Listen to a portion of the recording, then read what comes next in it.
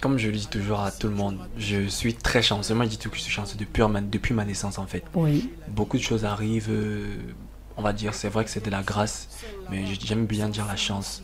Le Nuevo Mundo, c'est grâce à un challenge qu'ils lancent. Nuevo Mundo, c'est un label de distribution.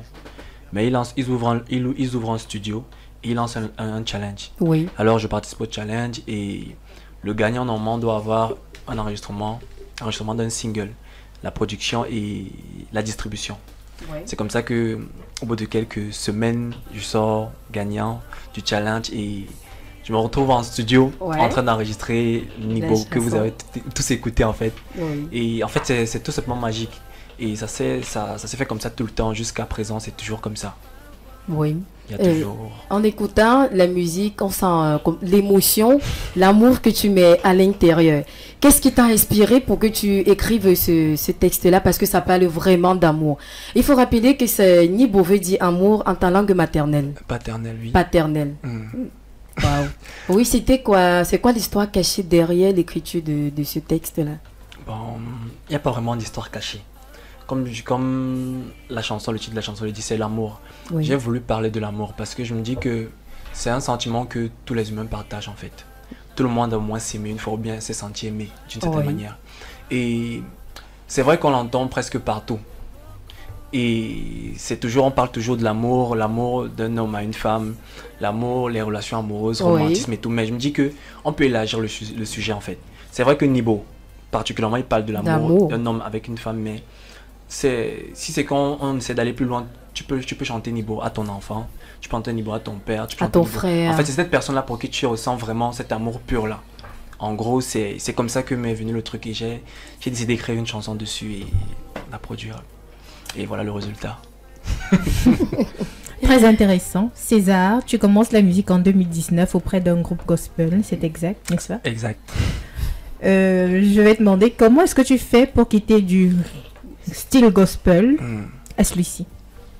Comme je disais, j'ai commencé vraiment à aimer la musique à partir de 15 ans. Et ce n'est qu'à 18 ans, 19 ans que j'entre dans ce groupe. Et on commence à chanter, on fait des prestations live. Oui. J'ai fait 4 ans dans le groupe. Et je ne dirais pas que je suis... Bon, tu as précisé comment quitter du gospel à ce style. Mais moi, je me dis que je suis toujours en fait dans le même quadrillage. C'est vrai que beaucoup de personnes vont dire que le gospel c'est à part, la musique telle que Nibo c'est à part. Ouais. Mais pour moi, je crois que je continue de donner ce que j'ai à donner. Et il n'y a pas de... Je ne dissocie pas les deux en fait. Bien que ce soit des styles différents selon les définitions. D'accord. Tu t'es lancé dans la musique très très jeune. Il faut rappeler que ton papa t'a offert une guitare comme cadeau parce qu'il voyait ton engagement dans la musique et l'amour que tu avais pour ce domaine-là. Comment est-ce que ton papa aujourd'hui reçoit a reçu ton nouveau bébé, Nibo? Avec beaucoup de joie, et surtout que, comme on l'a déjà dit, j'ai chanté en langue Tunen. Oui. Donc il est super content. Et la vérité c'est que il a accepté cette musique. Pourquoi? Bon, après beaucoup un peu de bagarre. D'hésitation. Voilà, il a fini par accepter. Parce qu'il s'est rendu, il me le dit tout le temps, que je ne fais pas du bruit, je fais de la bonne musique. Il me dit que c'est parce que tu as décidé de faire ce style de musique que je te laisse en fait chanter. Parce qu'il pense que ce style de musique, c'est une musique, je vais dire quoi, à héritage. Donc, d'une certaine manière, il ne faut pas la garder pour nous, mais il faut la distribuer, il faut la partager avec le monde entier. Parce qu'on ne sait pas qui ça peut toucher, par exemple, on ne sait pas quelle vie ça peut changer, on ne sait pas quel effet peut avoir sur les personnes. Sur les Donc, autres. c'est ça, il est très content en fait, il est très content, très heureux. César, depuis la base, qui est-ce que tu as pris pour modèle, que ce soit au Cameroun ou dans le monde? Dans la musique. Oui, dans la musique. Depuis la base, je dirais que j'ai pris Papa Lokwa Kanza comme repère. Et à côté, pour le style urbain, Maître Gims.